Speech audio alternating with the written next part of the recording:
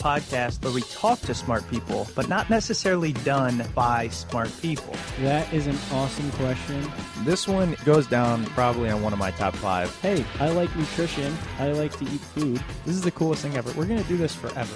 I wish I paid more attention in that class. You know, I'm going to be honest, I don't understand that. As a man, I don't get it. Welcome to smartpeoplepodcast.com.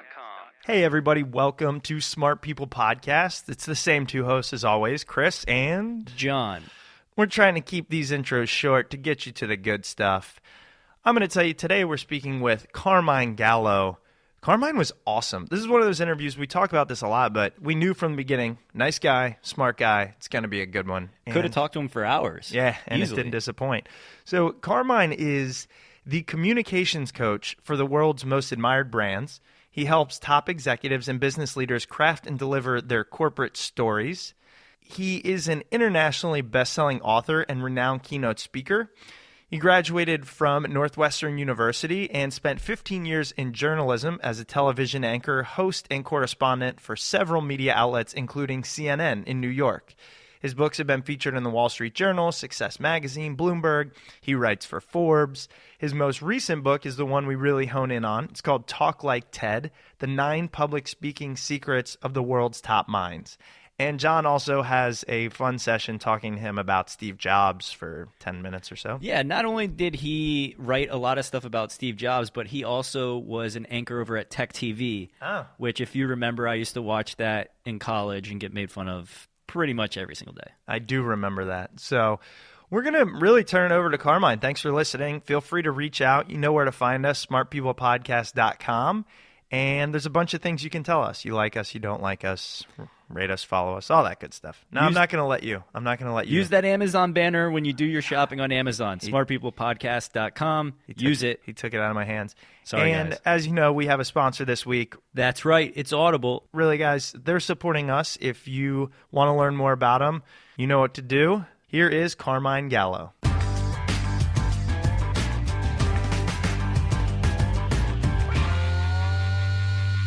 Carmine, first, thank you so much for being on the show. And we know how busy you are. You've built a fantastic business, and we want to talk about everything that you do.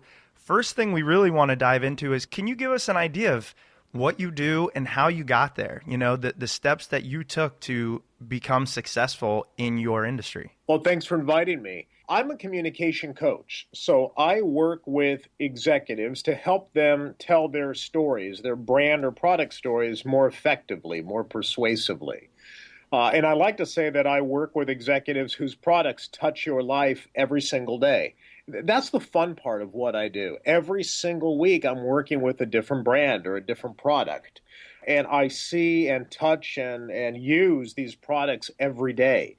The internet, the network that we are recording this podcast on, the computers that we are using, the flash memory that those podcasts are being downloaded to. All of this technology is being produced by companies whose CEOs and other executives I work with. So it's been very exciting for me. That's what I do now. I got into this because I started actually in college, started studying journalism, went to journalism school at Northwestern at Medill, then spent about 15 years as a broadcast journalist. And I realized, especially when I was working at CNN in New York, I was doing business news. And I realized that the people who were the ones who were invited back time and time again, every week, you always had the same cast of characters, the same people. They were the ones who were not necessarily the brightest in business, but they were the best communicators. And that's when I realized the importance of communication as a career advantage. That's a fantastic point that you made. And we didn't talk about this prior to the show, but a while ago, we interviewed a woman, Christine Clapp, and she does a similar thing that you do. And she said the same thing. You know, the people that are leading the charge, who are changing lives, who are innovating, are the ones that can disseminate their content the best. And oftentimes that's through personal interaction. So it's really a key regardless of what field you're in. I like to say that you are, especially in the next few years, especially in the next decade, you're only as successful as your ideas. And those people who can communicate their ideas more persuasively, who can share those ideas and sell themselves in a way that captivates their listeners, inspires people, they're the ones who are going to stand apart. And I see that every day. I get emails and calls from a number of people who have either read my books or they've read my columns or who I've come to know, who are elevated within their companies, major companies, and they are their career trajectory is moving much, much faster than they otherwise would be because primarily they can give a great presentation where people understand them better. They're just much more persuasive communicators. Warren Buffett, the billionaire Warren Buffett, had a great video. There's a little clip on YouTube. He was actually talking to a class of business students. I believe they were from Columbia. So he was talking to a class of business students, and he challenged them. He said, I will give any of you $100,000 in return for 10% of your future earnings. If you are a good public speaker, I'll give you $150,000. Wow. Yeah, so communication is essential. And so few people think about it. And that's why I think those people who can present well, communicate well, speak well will stand out. And, I want to talk about a number of things, your books and how we can all benefit from what you teach.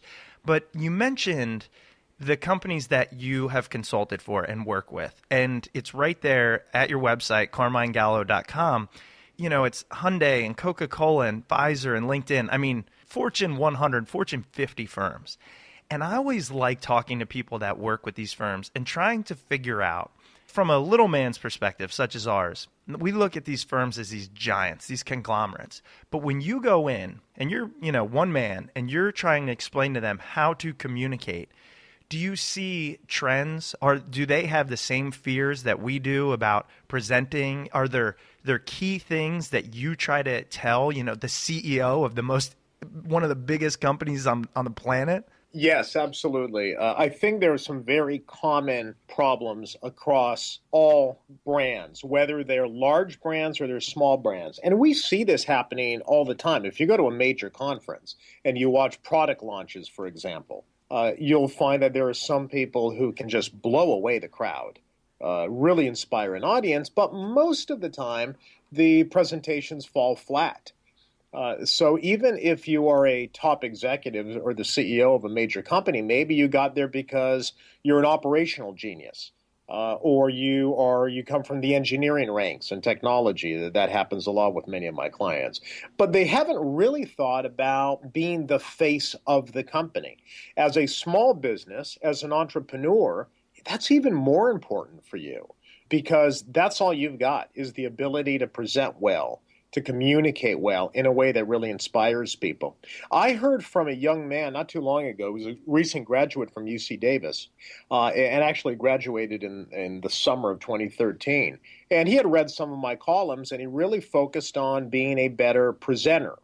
And I guess he didn't get the memo that it's very hard for young people these days to find good jobs right out of college. That memo got lost in his email.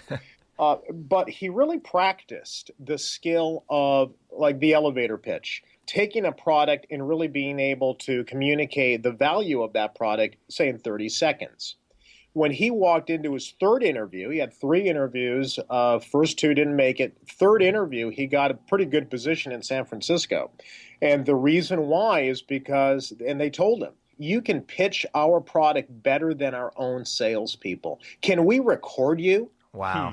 They actually asked, can we record you to show our sales folks how to pitch our product? So it was a direct result of elevator pitch, learning how to communicate. So whether you're right out of college or you're the CEO, everyone has room to improve their communication skills. You mentioned presentations falling flat, and I think there's no better perfect example than what happened yesterday or the day before at CES, where Michael Bay was giving a speech about a Samsung TV launch, and he kind of had I don't want to say like meltdown or anxiety or whatever it was, and ended up walking off the stage.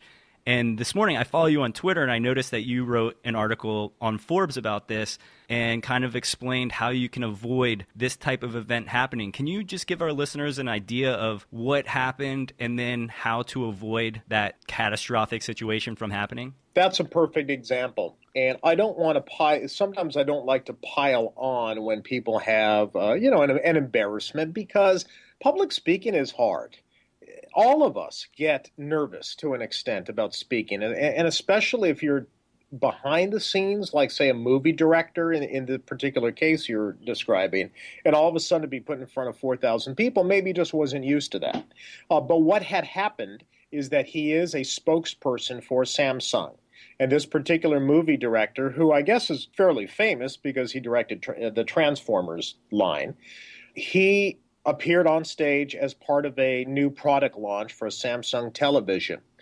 And the teleprompter, which kind of surprises me. I didn't know that a lot of people still use a prompter for basic things, okay? They asked him a couple of questions, just real basic questions, like tell us how this new television is going to improve watching movies at home. Something anybody could answer, right, if you're in the industry. But it wasn't on the prompter, or the prompter failed to advance. I think that was the problem. And he literally stopped, said, excuse me, and walked off the stage. So it was a really big embarrassment for him, of course, but also for Samsung.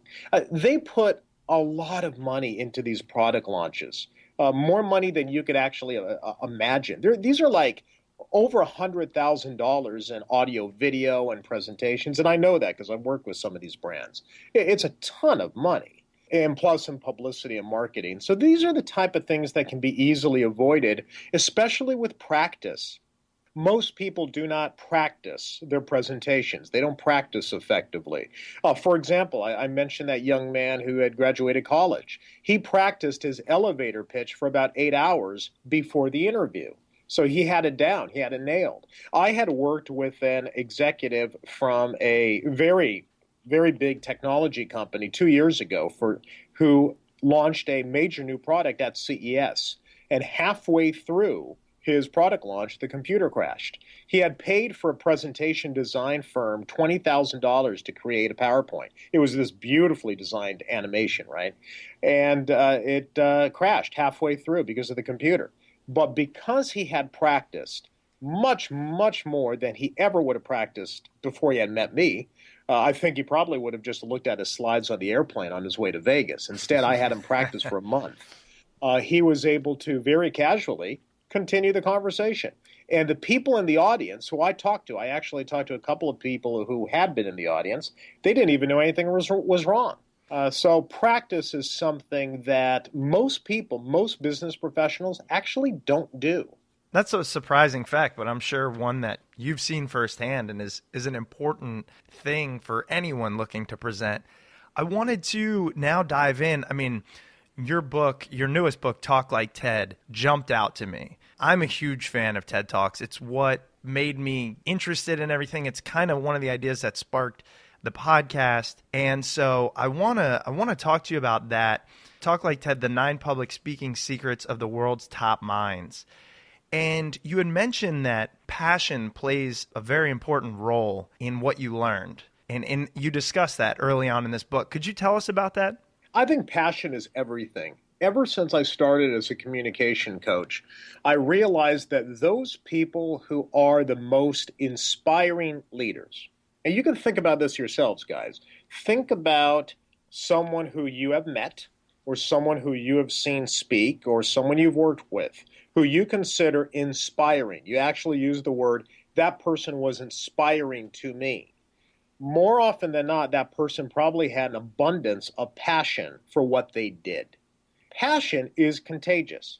We actually can prove this scientifically now. There have been a number of studies out, and frankly, a lot of my book, the Talk Like TED book that you're referring to, does have a lot of science behind it. I really spent time trying to understand science. I did talk to researchers who say that there are a number of studies that show that passion is contagious. You don't even know why you may like somebody, but if that person is enthusiastic, energetic, They have a smile on their face because they can't wait to share their material with you that actually influences your perception of that person and their product. So passion is very important. But the thing about passion is you have to dig deep to identify what it is that you're truly passionate about. So, for example, when I interviewed Howard Schultz, one of my first interviews as a communications author, I interviewed Howard Schultz, the founder of Starbucks. And I realized over a 2-hour interview that he rarely mentioned the word coffee. And finally, I asked him, well, aren't you, it doesn't seem like that's what you're passionate about. He said, well, you're right. I like coffee. But what I'm truly passionate about is creating a workplace that treats people with dignity and respect, a workplace that my father never had the opportunity to work for. That's what motivates me, and that drive toward better customer service and customer relations. And that's when I realized something. It completely changed the way I look at communication. You need to identify what business you're really in. Starbucks was in the business of the product is coffee. That's the product. But the business is customer service. And so you have to identify what it is that you're really talking about. Dig deep to identify what you are truly passionate about. And it's usually not the obvious. It's not the product. It's what the product means to the lives of your listeners. That will make the biggest difference. That story about Starbucks literally gave me goosebumps because they're one of those companies, and every company has their negative press and their positive press, but they have moved the needle. Them and companies like Costco, and you can see they do it because they believe it. It's not a marketing stunt, and that's one of the main reasons they succeed. And to say that it comes from passion, one of the things that I believe is a guiding force in my life and many people that I know, it makes me feel good inside. But John wanted actually to have a follow-up here. I look at some of these CEOs and speakers and stuff, and when I think passionate, the person I think of the most is Steve Jobs. And I still go back and watch the original iPhone launch probably every couple months or so because it's such an inspiration to me of just how he had everybody in his hands. And you wrote another book called The Presentation Secrets of Steve Jobs. Can you talk a little bit about Steve Jobs and just how he was able to captivate people so much and just really get people excited about everything that he had to pitch? Steve Jobs, in my opinion, is still the world's most astonishing business communicator. He's the gold standard in my mind. That's why I wrote the book on Steve Jobs and his presentation style. Despite all of these great presentations that we can see on TED.com or on YouTube or live at conferences, Steve Jobs he's tough to beat. He really is. Obviously he lived it. I mean, he was very, very passionate about not so much about the hardware, but how the hardware could, what he would call, unleash human creativity, unleash human capital, really spark your imagination and make the world a better place. That's why when he walked on stage, he always had a smile on his face. I mean, he was abundantly passionate about what they could do. But there were a lot of techniques that Steve Jobs used in delivering a presentation.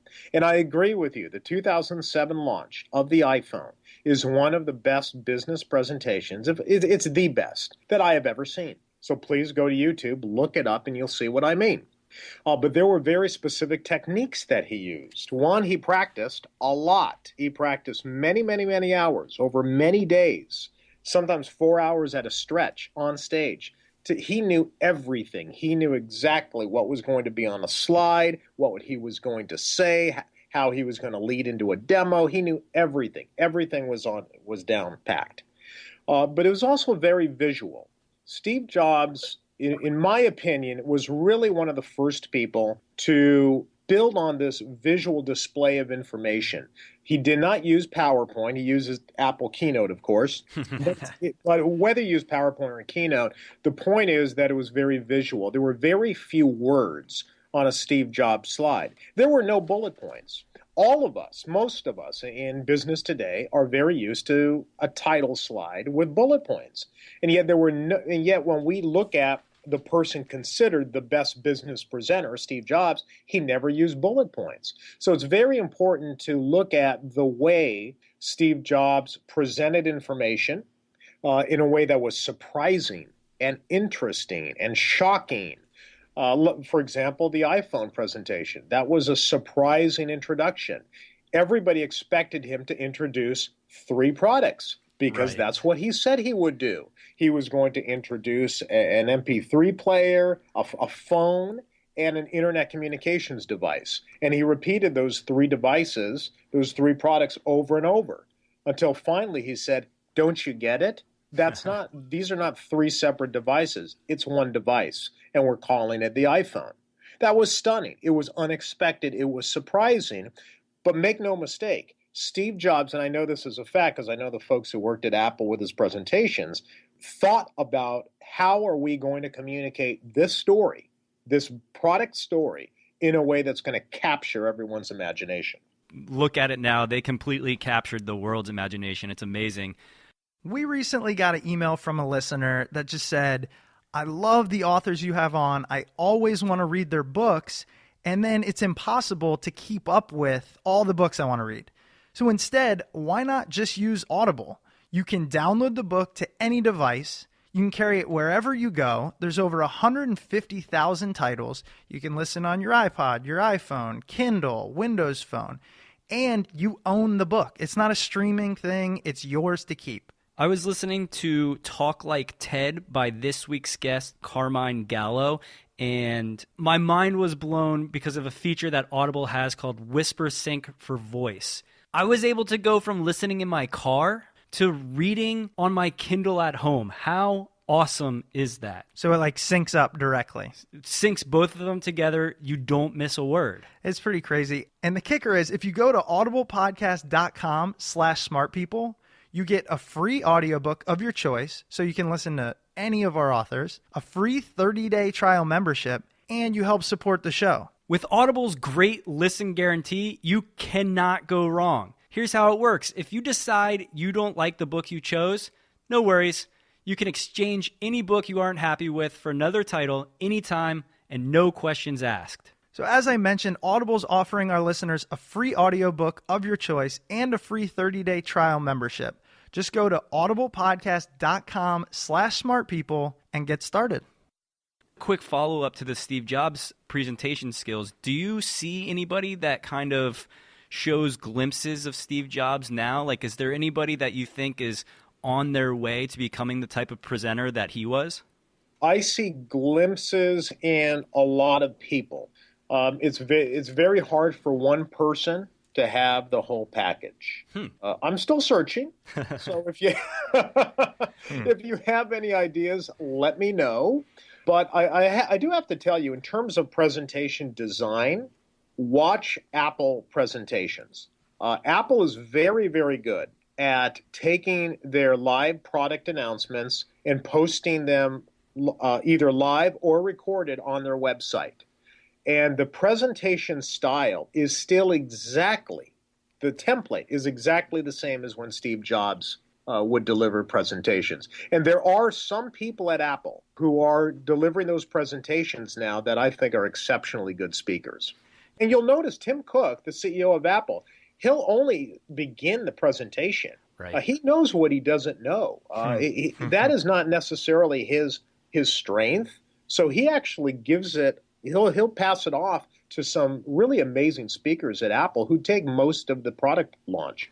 Yeah, it's crazy to think because, you know, they've replaced Steve with Tim Cook at the beginning and then other members like Johnny Ive and Phil Schiller. It just goes to show how great of a presenter Steve was that now you've got 3 or 4 guys that are having to do the presentations. I've watched Tim Cook give a presentation. Tim Cook is actually he's very passionate.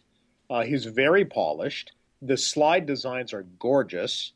Unfortunately, he's being compared to Steve Jobs. If Steve Jobs had not existed, you would say Tim Cook is awesome.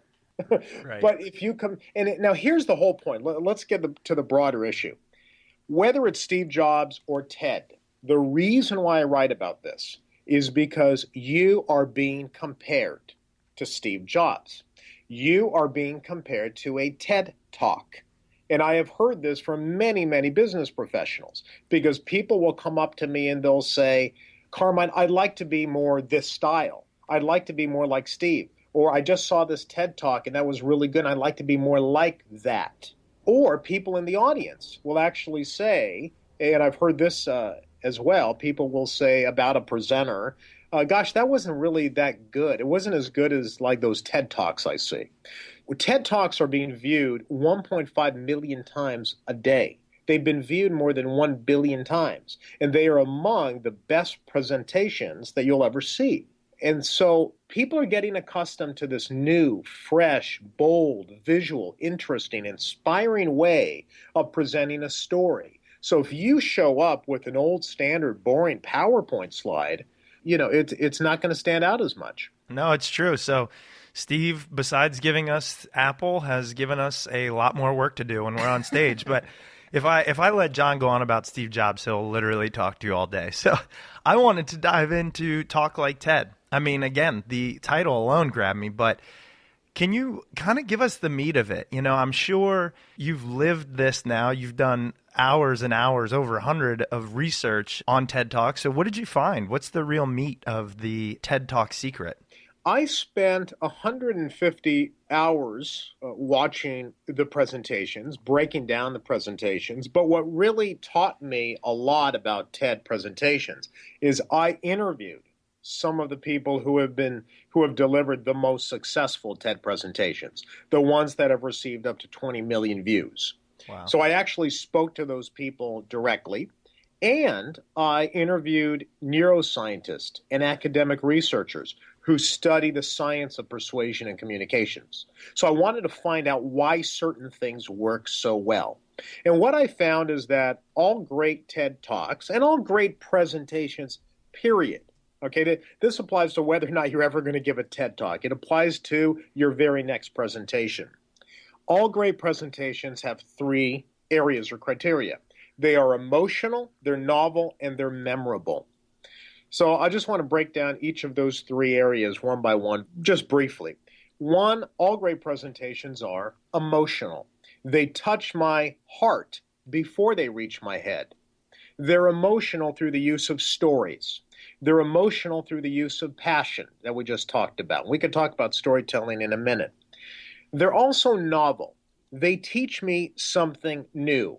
A neuroscientist told me that our brains are programmed to look for something new, fresh, something that stands out. And then he gave me a great line. He said, something that looks delicious. There is a reason why you liked, like the first day of school and you open the new textbook. We need to learn something new.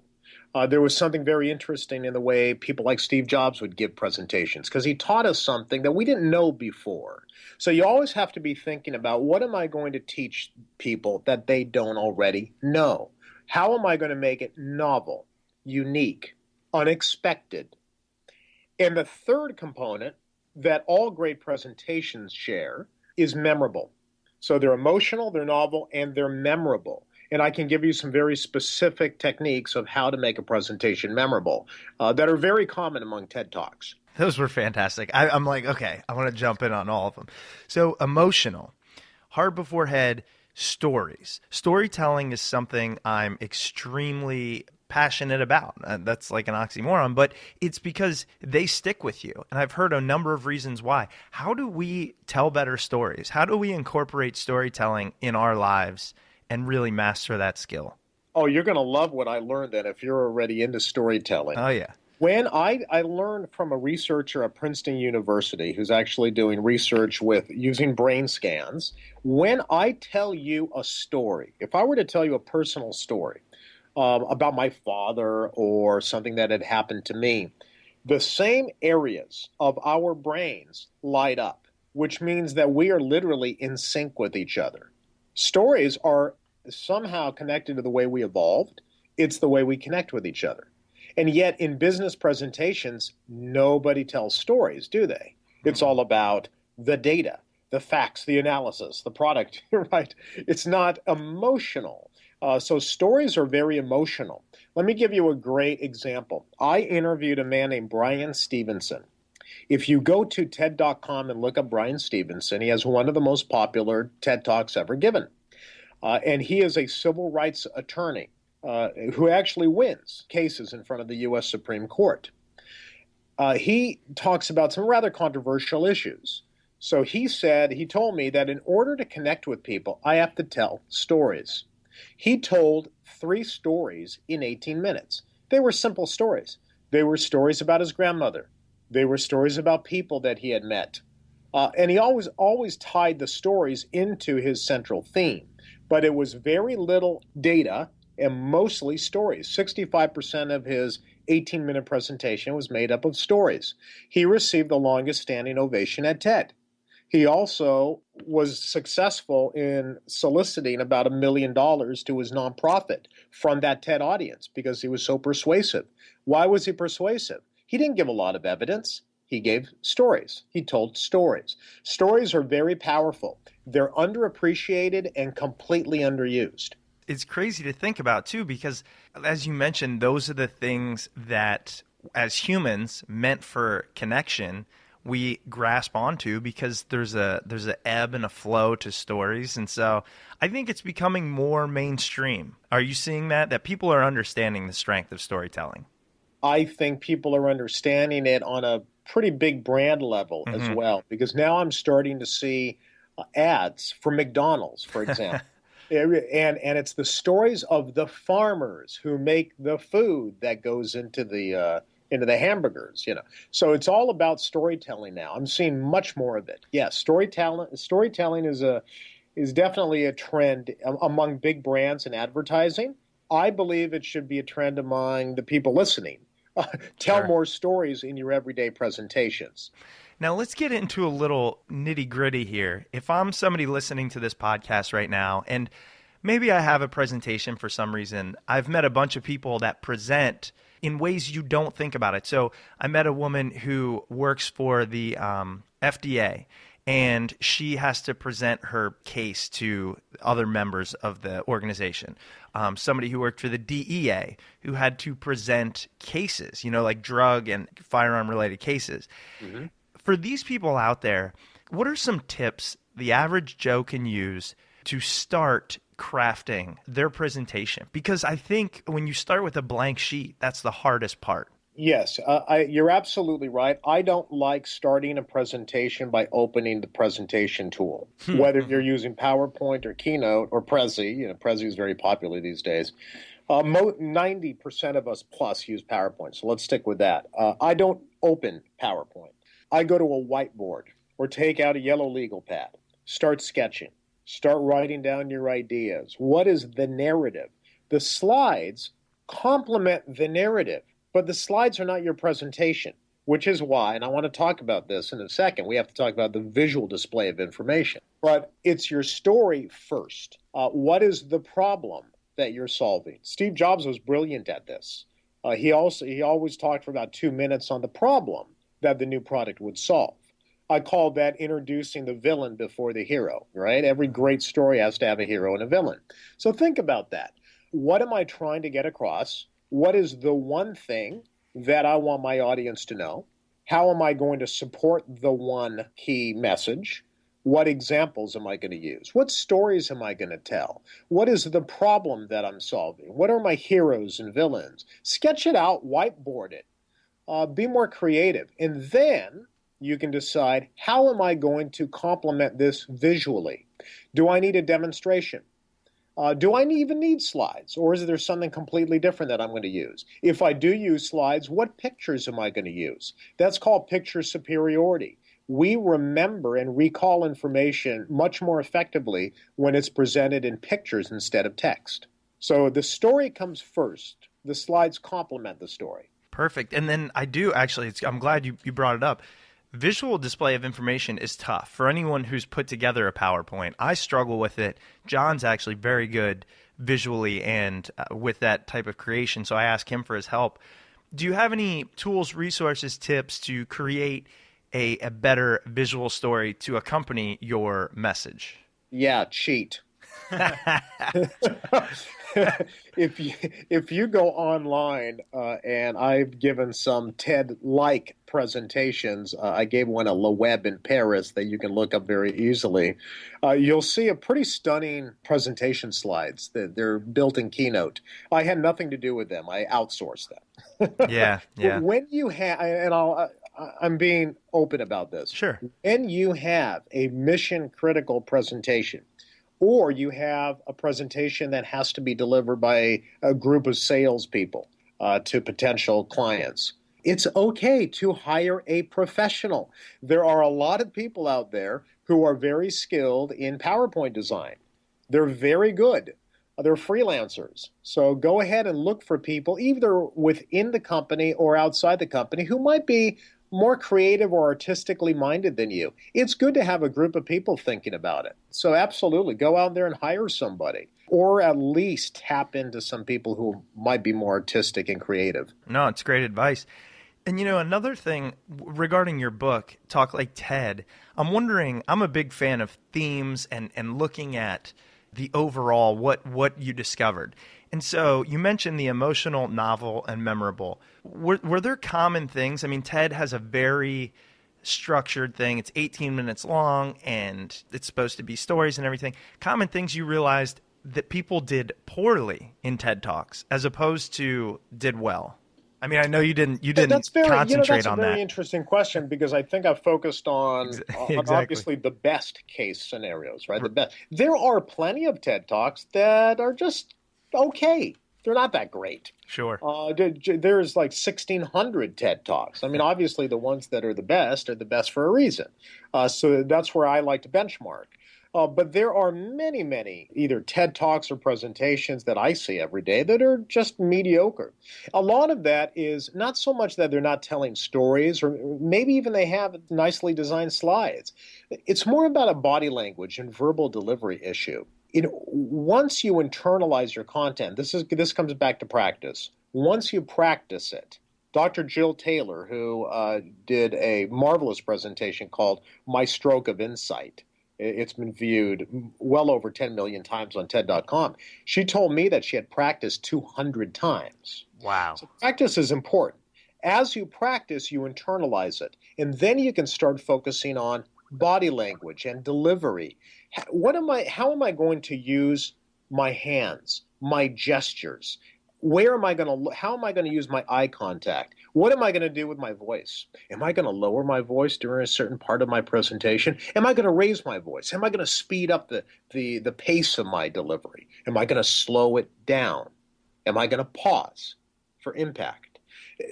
Everything about those are the nuances that really take anybody can take the same content, the same slides, the same message, but the way it's delivered is going to be significantly different. I think you guys understand that. And that's going to be based on how you practice. So you have to practice deliberately. You have to practice effectively. That was pure gold. I'm so glad you went that way with that question, because I've always wondered that. Brené Brown, we've interviewed her. She's one of my favorite TED Talks, the one she gave. And I'm like, it looks like she didn't even practice. She is literally having a conversation with me. And I've always wondered, and Jill Bolte Taylor, I've watched hers a million times too. And I'm like, do they practice, or are they just that good? 200 times. That makes me feel good. It really does. It makes me feel good inside. Well, Carmine, I know we've kept you on longer than we thought, but I love this stuff. I mean, obviously you can teach it because you can get your message across in such a great way, and people can benefit from it. We really appreciate it. I wanted to give you the opportunity. Where can people learn more about you? Where can they pick up your tips and read your books? And you write for so many different places. Where can they find you? The best place, the best source where you can get all my information is simply by going to my website, which is carminegallo.com. Shouldn't be too hard to forget. It's a good Italian name. Carmine, C-A-R-M-I-N-E, Gallo, Gallo.com. You can sign up for my list, which goes out twice a month, and I send out exclusive videos and content. And from there, you can reach my books and some of the other content that I produce. That's fantastic. And we'll put links to your books as well as your website and some of the things that you mentioned in this show on smartpeoplepodcast.com. So, and we have a special landing page just for the new book. It's talkliketed.com. Welcome back, everybody. Hope you guys enjoyed that interview with Carmine Gallo. You know, Carmine really has such an amazing message about passion, something that both Chris and I really resonate with and just absolutely love. Hopefully you guys loved it as well. Yeah, this is the section of the show where we are allowed to do what we want because, I mean, really we can do it on the whole show, but we're trying to keep the intro short, keep the interviews great, and then if you want to be friends of ours, you can listen afterwards. So I don't really know exactly if I have anything fantastic to talk about, but what do you guys think? I mean, we've really stepped up our email game. When people email us, we've been carrying on conversations. We've been learning about, hey, I want to hear from this guest. Here's why. And then we reach out, and then we tell you we're going to talk to your guy. So shoot us an email at smartpeoplepodcast@gmail.com. Let us know what you think or who you want to hear from. Yeah, connect with us any way that you can, whether it be Facebook, Twitter, email. We're never too busy to read your guys' messages and communicate back and forth. And if you want us to talk about a certain subject, let us know. If you want us to talk to people, let us know that too. You know what's cool is John is unemployed right now, and I have now gone 60% at my current job to dedicate more time to this and efforts similar. So we're really living what we preach, if you will. You know, we're all about passion. We're all about doing what you believe in, not being lazy. None of us are being lazy. John's teaching himself how to be like Mark Zuckerberg, basically, but to really do what you're put on this earth for. So just wanted to say that it's fun, and we're hoping to pour more of our hearts and souls into the podcast and really reap the rewards in 2014. Yeah, you know, if you've got a hobby or some type of passion project that you've been doing, put a little bit more effort into it and see if you can turn it into something that you can do professionally or even, I guess, as an amateur, and try to make a little money from it, because there's nothing better than getting paid for something that you love to do, as opposed to ripping yourself out of your bed. Even if it's only $5. I recently listened to somebody, it was an executive coach, talking about how when you can put your name and then the title CEO or founder or whatever, even if it's, you know, imakepencils.com, but you're it changes the way you think about, you know, your purpose. And I think that's a big thing. So I don't know. It's just a thought. Yeah, it actually makes you feel like you have a purpose. Yeah. And that's the meaning of life. Is it? You're welcome, guys. And we've solved drop everything. The mic. All right, that's enough rambling. Thanks for listening. SmartPeoplePodcast.com. Let us know what you think. Head on over to iTunes, subscribe, leave comments. We love you. See you guys next week.